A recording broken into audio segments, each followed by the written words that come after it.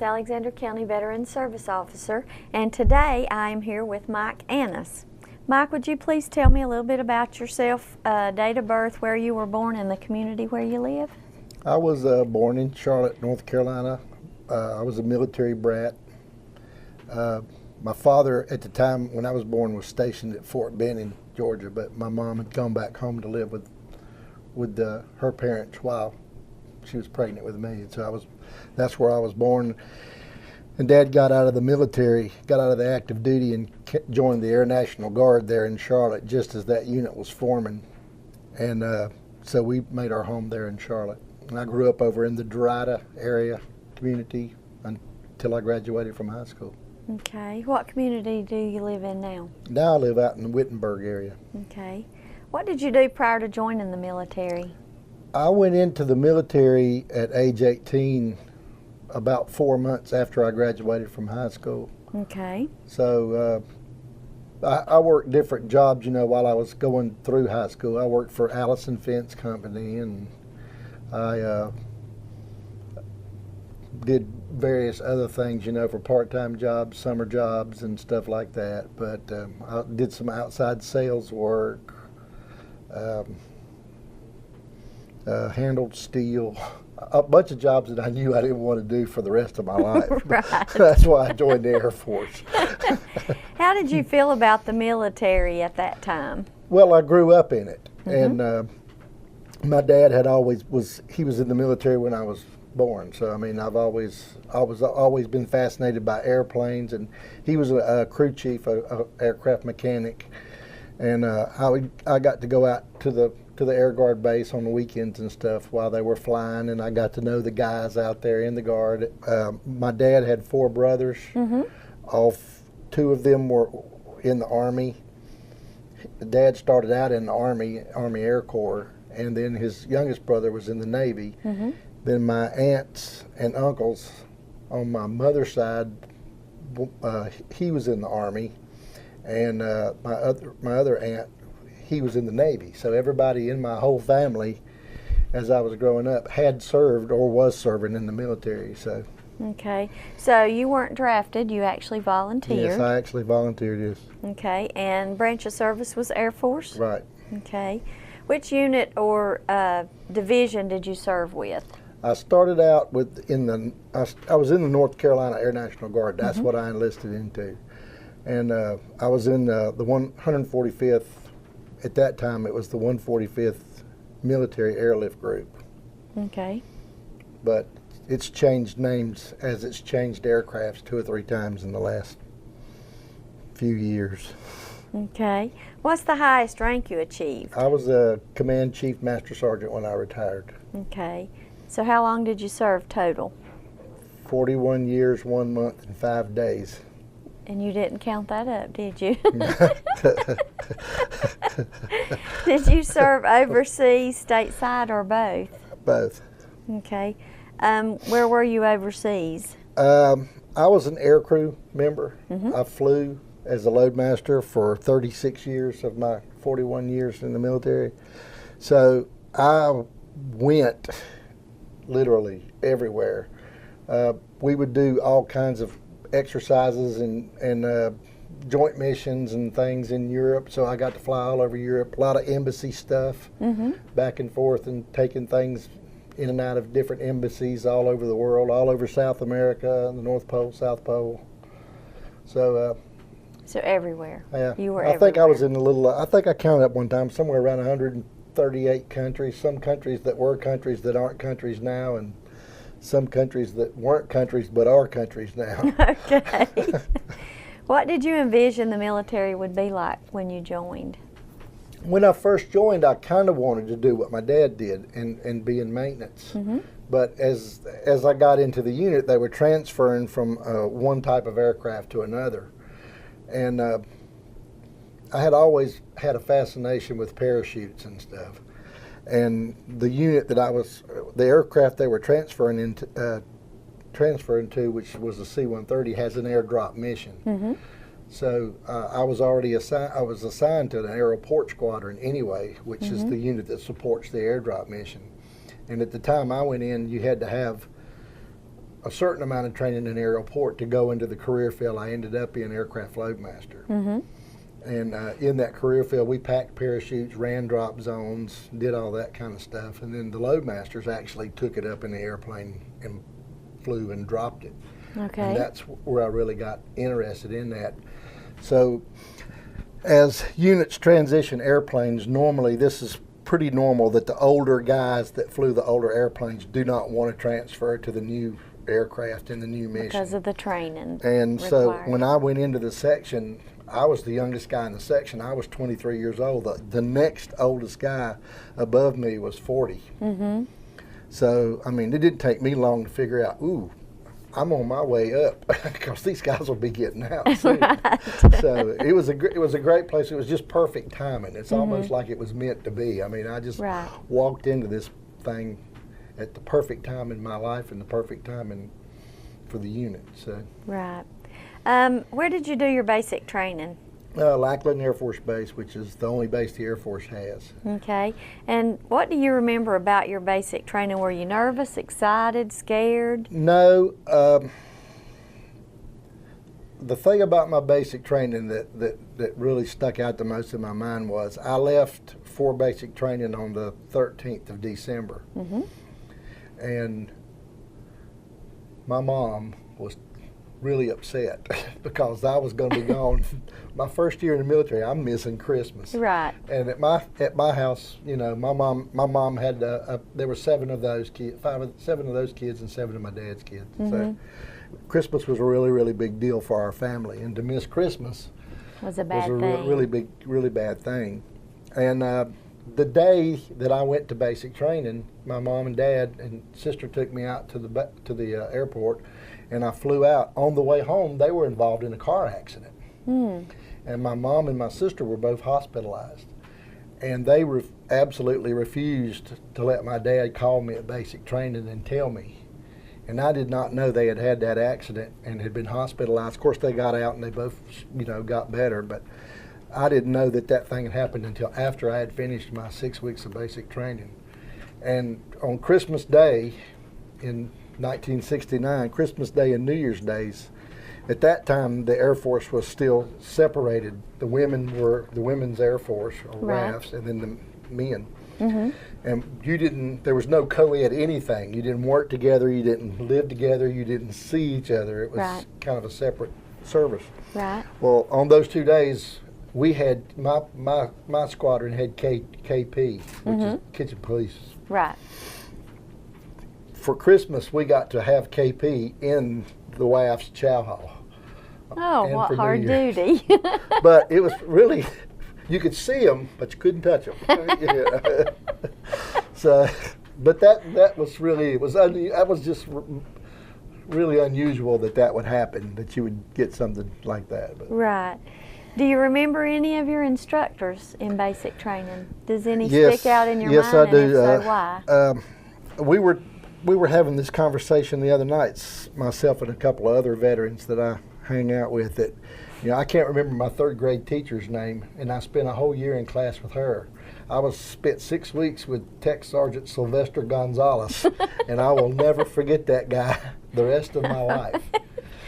And what makes him stand out in your mind? I don't know. That's just hard. It's hard to say. It was a radical change in my point of view, the way I did things, the way I approach life, how I look at things now. And I attribute most of that to Sergeant Gonzalez and Sergeant Rutherford, where he was the assistant drill instructor in my squadron. But I just don't know that. In 6 weeks, he just radically changed me. I was a totally changed person when I got back home. My mom didn't even recognize me. And she said, "I can't believe this is you. What have they done to you?" Right. Because before I left, I was like every teenager. You know, I was disorganized, a slob, things. When I came back, I had a direction in life, you know. Right. I guess is one way of putting it. And now, you know, I'm a very organized person. Right. So when things aren't in the niche they're supposed to be, it drives me nuts. That's correct. But Did you make any friends while you were in the military, and do you keep in touch with them? Yes, a few of the guys that I went into basic training with, we ended up in the same flying squadron, and we ended up flying together. One of them went on to become a pilot. He was a pilot and went on up to eventually make full colonel.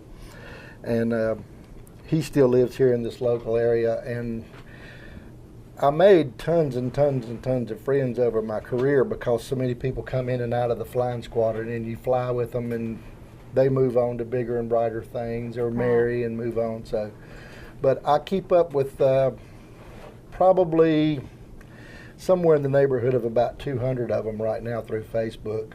That we do things and chat and whatever.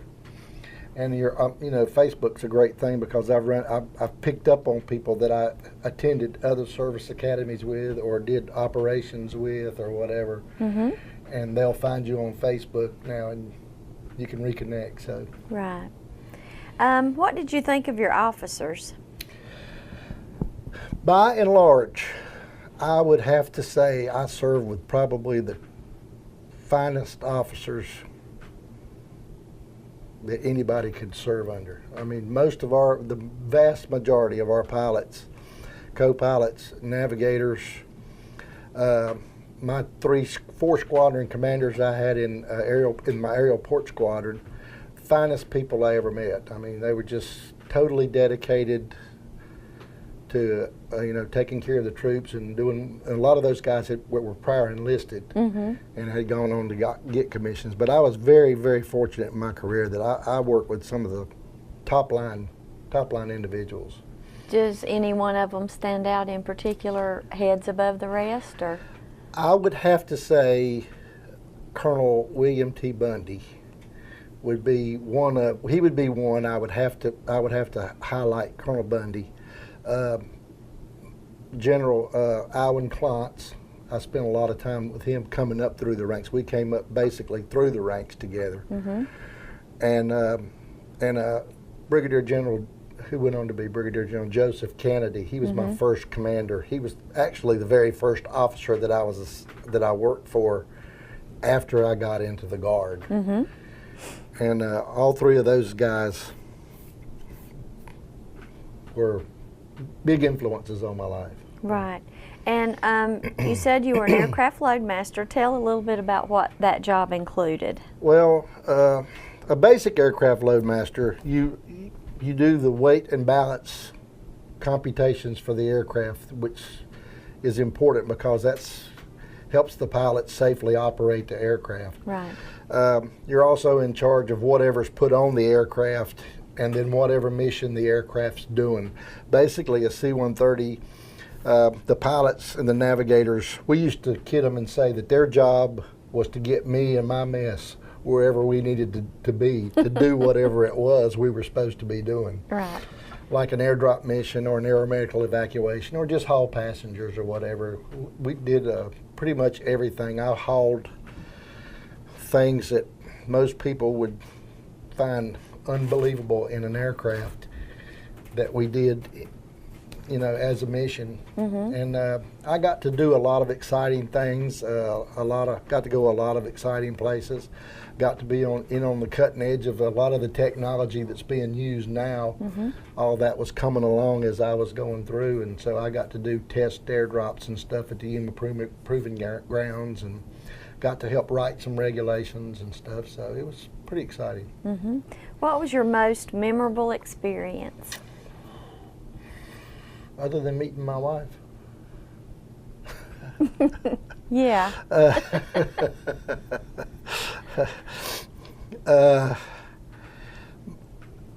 I can't pick out one. I mean, for 40 years, you do something, and you just meet so many wonderful people. I've got to meet 6 presidents. It's just, I don't know. I can't pick out one thing that I would have to say is the most memorable thing that I did in the military. I was just very, very fortunate. Had a lot of really, really close calls because of the things we did, and but I can't pick out just any one thing and say that would be my most memorable. Right. I have a box full of memories. Right. So, Right. You said close calls or hairy situations. You want to tell us about any of those, or? Well, it would be different. No. Okay. I could go through there and every operation and everything that we ever did. I could probably tell you something. I mean, in Tuzla, I walked through a minefield and didn't realize it was a minefield.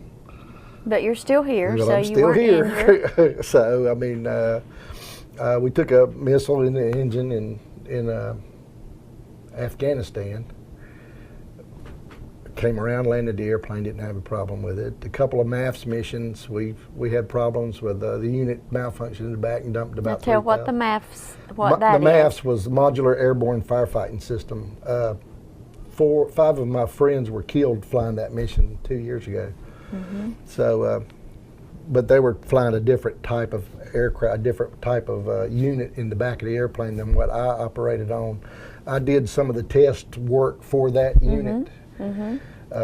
Myself and one of the other fellows that was actually on the plane that crashed. Both of those guys, both the loadmasters, the guys that had worked with me, they both managed to survive the crash. Right. So. Were those the only casualties from your unit, or did you have casualties when you were out and about in some of your other situations? Well, we had guys that would get injured and things like that. A lot of my friends that I had flown with in our unit went on to other units and then were killed in mishaps with other units and stuff. But I was very fortunate that I didn't lose. I mean, I lost a lot of friends. Right. But I was very fortunate that I wasn't there and involved in it when it happened. Right. So. Okay. What weapons were you assigned to? I flew C-130s, the B model. Well, actually, I flew all models of the C-130. I flew A, B, E, H, H2, H3, a couple of missions on the MC, a couple of missions on the AC-130. Flew on a C-123 Provider and a C-7 Caribou, which were really ancient aircraft back early in my career when I was umpiring for rodeos or something like that. Right. And I got to fly a lot. I flew the E's and the H's with foreign governments. You know, Brazil operates C-130s. I flew with those guys. I flew with the Japanese. I flew with Australians. I went to Australia and flew with those guys. When the United States sold some C-130s to Tunisia, I went over to Tunisia and stayed for a little over a month training those guys on C-130s. I flew on the German C-160s. So in the airdrop mission, when you're doing airdrop, basically every airdrop load is rigged to drop from any other type airplane. Right. So a lot of times we would go and do the joint inspection for our allies to drop American cargo. Then we would fly along with them to make sure the procedures they were using were valid procedures and the airdrop, the load went out like it was supposed to. So. Right. What was everyday life like when you were in the military? There was no such thing as every day. Okay. I mean, it was, you would go to work, we took a bag, I had a bag packed at work. I could go to work, I could go to work and come home at 4 o'clock or 4:30 every day for a week. Then the next week I wouldn't get home till 10 or 11 o'clock at night. Some days I'd go to work and I wouldn't come home for 2 weeks. Right. So I mean, you just never knew it, and that was one of the things that was so exciting about that job is no 2 days were the same. Right. Every day, something would happen, or nothing would happen. Right. You know, and you'd go to work and you'd go out and try to say you were going to fly a local down to Pope Air Force Base at Fort Bragg. And something happened and you'd divert out to Little Rock, Arkansas, and you'd be in Little Rock, Arkansas, and you'd fly up to Scott Air Force Base, Illinois, and then come back to Charlotte, you know. Right. Or you'd be out and something would happen and the weather would close in behind you. In the older B models, we didn't have the avionics and systems that are in the aircraft today. So a lot of times we'd get blocked out of Charlotte by just a line of thunderstorms, and we'd have to land somewhere and spend the night. So it was just always, you never knew when you went to work when you were coming home, basically. Always something. In your travels, were you fed good? Was the food good? You get enough to eat? And what were your living conditions like? I lived in everything from a hole in the ground in Afghanistan and Urgent Fury and Shining Hope, some of those exercises, to I stayed 4 nights in the Waldorf Astoria one time in New York, but that was on a presidential support mission. I stayed in places people in Alexander County wouldn't put their cow. And I've also stayed in 5-star hotels. It depends on what we were doing. A lot of the embassy, especially if you're in a foreign country that's not actually an ally of the United States, very typically the embassy would put you up in a 4-star hotel because they had the best security. Right. And that's why we would be there. So, I mean, that was just the way it was. I mean. Right. Did you keep in touch with people back home, and how? Well, we didn't text and we didn't have telephones back in the day. But no, I would try to call. Normally what our families would do, they would call. We would report in every day through a system where we were at. The system would be reported back to our base as to where this aircraft and crew's operating and what they're doing. And normally it would just have a little caveat at the end of it, mission normal, mission this, you know. Right. So our families could call and say, you know, hey, have y'all heard from the guys that are on such and such trip? And they would say, well, they're in Spain and they're running, the airplanes are operating fine, everybody's doing well, you know. And we would get a chance to call home, but it was kind of rare. We'd be gone, you know, 6, 7, 8, 10 days sometimes, not call home, but that wasn't unusual. So. Okay, how did you handle being away from home and family? Well, I never, having grown up in that unit and having been in that unit my whole career, that was my family. That was my brothers and sisters that I was out with. Now, my wife and my daughter, they too were part of that family. We had a very nice, very unique family support thing with the Guard. Right. And they were always kept in the loop about what was going on and what we were doing. And like I said, they could call and find out what we were doing and where we were at that day. So they would know we were all right. Right.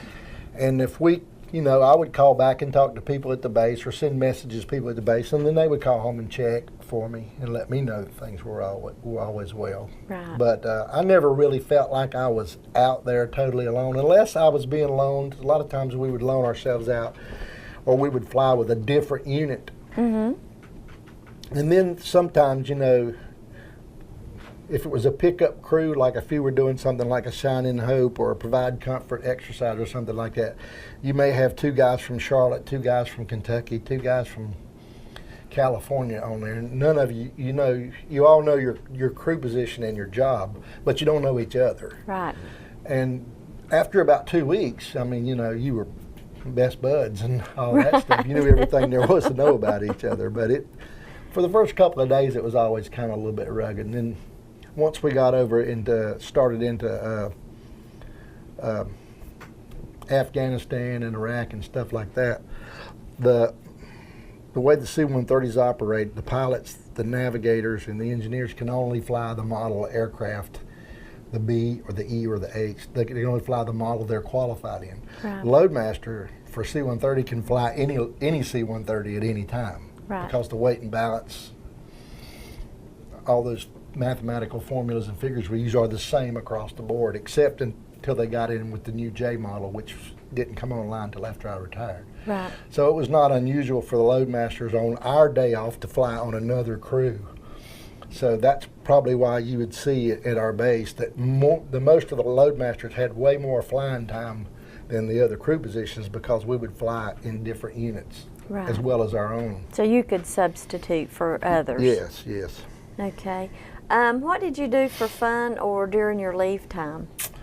Well, I took up golf, and I got to play some of the most spectacular golf courses in the world for free, because if we were there in the embassy always had a tee time or something you could go play on your day off. Right. A lot of times on the embassy runs, we would get there very early in the morning, and we would unload our airplane. Well, all the stuff we brought into the embassy was normally a swap, one-for-one swap.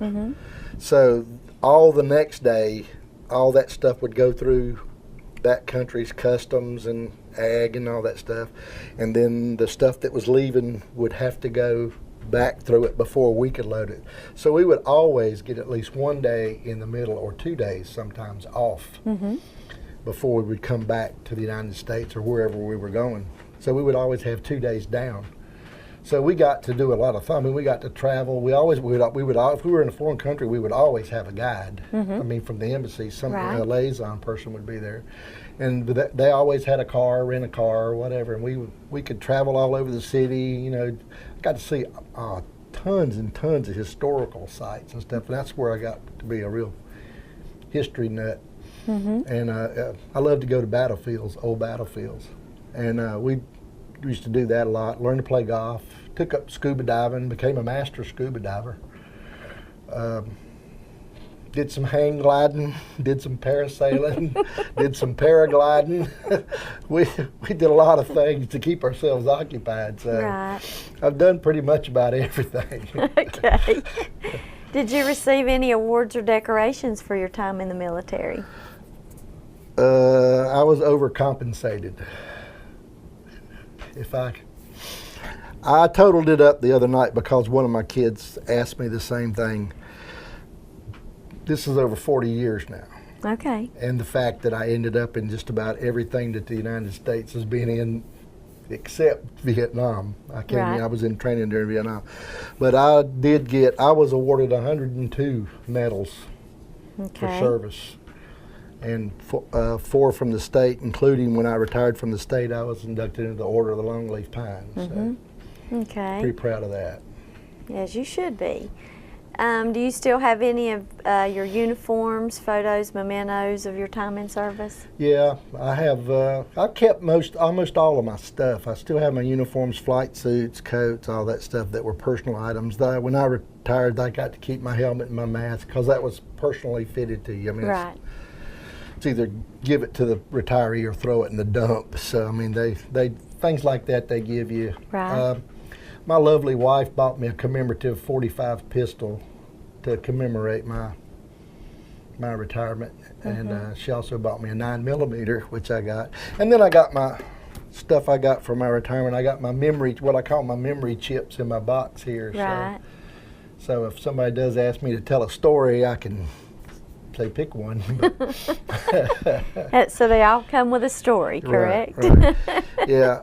If you when you're in the military, if you don't know, I know you know what a challenge coin is, but a challenge coin is something that they give you for participating either with a unit or in a particular exercise, or if you did something really, really well. Right. You were normally recognized for it, not with money and not with a medal and not with a ribbon.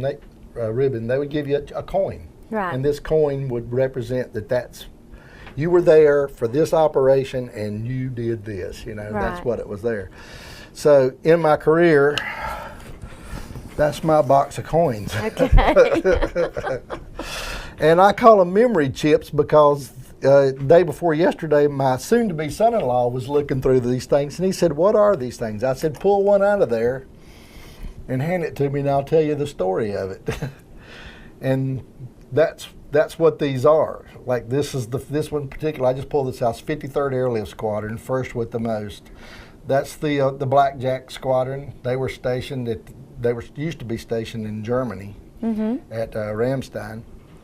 But I was over there. I flew with those guys during Operation Provide Promise. We did airdrop missions to the Kurds. This was during the northern part of the no-fly zone after Desert Storm, when they kicked Saddam Hussein out of Kuwait, and they established a northern and southern no-fly zone. Uh-huh. So I flew with those guys, and we did airdrops to the Kurds for that. That was provide promise, provide comfort in that time frame. Is there that's is there what a all coin? these are. Sorry, is there a coin in there that maybe means more to you than any of the rest? Well, it just so happens that this one right here, the story behind this one is there are very, very few people that have this coin. 2000, I took a picture of it, I have a picture of it. 2006, President Bush came to Charlotte. What a lot of people don't really realize is President Bush was a pilot in the Texas Air National Guard. He flew F-106s. So when President Bush comes to an Air Force base, he will go out and talk to the troops. I mean, that is a point. He will make a point, no press, no cameras. He's going to go out and talk to the Air Force people because he knows them. Well, he came walking down the line, and we were shaking hands with him, and he looked at me, and of course, you know, our name's right there on our thing, and he looked at me, and he said, Mike, he said, that 10,000 over the top of your patch there, he said, that's 10,000 hours of flying time? I said, yes, sir. He said, you've got 10,000 hours flying time. I said, no, sir, I got 12,500. They don't make it to 12,500 patch. He turned around to his Secret Service guy and said, does anybody on Air Force One have that much flying time? And the guy said, no, sir. I can tell you right now, they don't. He reached in his pocket and he pulled out this coin. It says Air Force One, President of the United States. And you know how a coin challenge goes. Popped it in his hand, shook my hand. I said, Mr. President, I said, nobody is going to believe this story unless I can get a picture made with you. So he posed, and we had that picture made right there. So now people will believe you. Yes. So, and then for days after that, you know, we would go different things, and people would say, start talking about coins, and everybody would say, well, you need to get Chief Annis to show you his because he's got the Trump coin of all the coins. So that's the most memorable coins. I flew a lot of presidential support missions, what we call banner missions for President Clinton, President Bush the first. Let's see. That's mostly the ones we did was for those guys.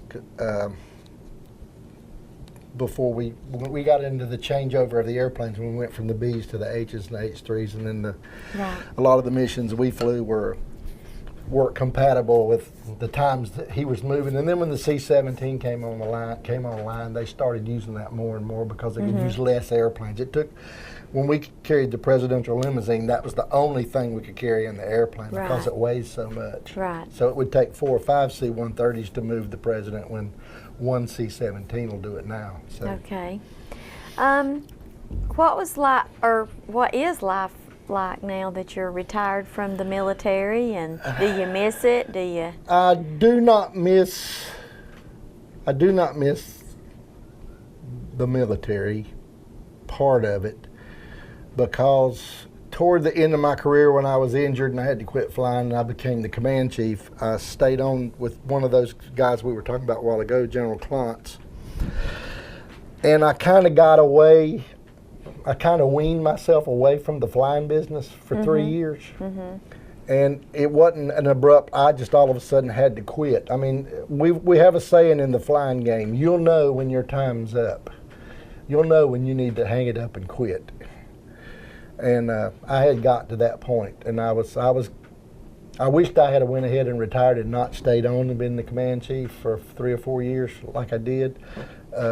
Not because I didn't enjoy it, and it wasn't probably the greatest honor I could have ever gotten, because that's the ultimate rank you can make as an enlisted person. But I didn't get to spend quite as much time with those people as I wanted to, because my career came to an end. I mean, I aged out. And the people that I flew with and spent 30 and 35 and 40 years with, you know, I didn't lose touch with them. It's just that all of a sudden you're in the club and now you're not in the club. You know what I mean? I understand. So, and I don't miss that.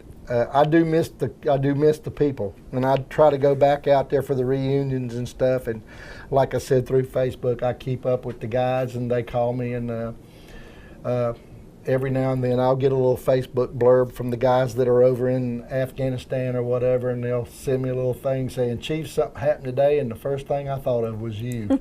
You know, and that just means a lot to you. You know, right. People still remember you. Right. Especially the ones that you brought up from their bootstraps when they first got in the military. So when you retired from the military, you retired totally. You're not working anywhere or anything like that? I don't have time to work now because okay. I'm the commander of the American Legion post. I'm the service officer in the VFW. I'm the gopher at the DAV, and I do military funerals with those guys. Mm-hmm. So there's something to be, I'm married to the county veteran service officer, so there's something to be done all the time. Right. So no, I don't think I would have time to go back and be in the military. Okay. I'd have to quit doing something. But what would you have to say to the youth today that's interested in joining the military? Well, the military today is so vastly different from what it was when I went in. I mean, I'm not even real sure anything I could tell them would really mean anything now. The military's always been the great national social experiment, so I just don't know how, I mean, I know how I feel about certain issues, I just don't know how young people, I don't understand how they think. Right. So, especially children who have grown up, like right now, 7% of the, only 7% of the children in this country right now between the ages of 18 and 25 would even qualify for military service. Now, you throw out the ones that would qualify academically or whatever, but have any desire to do it. Right. You're down to either 2 or 3% of the total population. When I grew up, everybody I knew, all my friends in high school and stuff, their dad or their granddad had served in either World War II, Korea, or Vietnam. Right. I mean, everybody I grew up with's family was veterans. Mm-hmm. Now you're hard pressed to walk down and find a kid that's got a grandfather that ever served in the military. So right. they don't have the concept of it. Right. Okay. So I really try to steer away from it, unless one of the ROTC kids or somebody comes up and asks me a pointed question, you know, about the military, then I'll tell them about my experience or how I feel about a particular question. But to just get up and volunteer that, I just don't think I can. Right. Do you have anything else you would like to say or anything else you'd like to share? No, except that I am very, very happy living here in Alexander County. After having lived in Charlotte and then traveled all over the world, and I can think of places I would like to go and stay for about a month. Palau would be one, but but to live every day, this is probably the best place I've ever lived. Really, I mean, the people here are friendly. They're unpretentious. If you mind your business, they mind their business. It's just the traffic is nothing compared to living in Charlotte. I mean, it's this. A lot of people don't. I keep telling my friends when they say, you know, how's everything up there in Alexander County? I say, listen, I'd tell y'all how good it was, but I'm afraid you'd move up there and ruin it.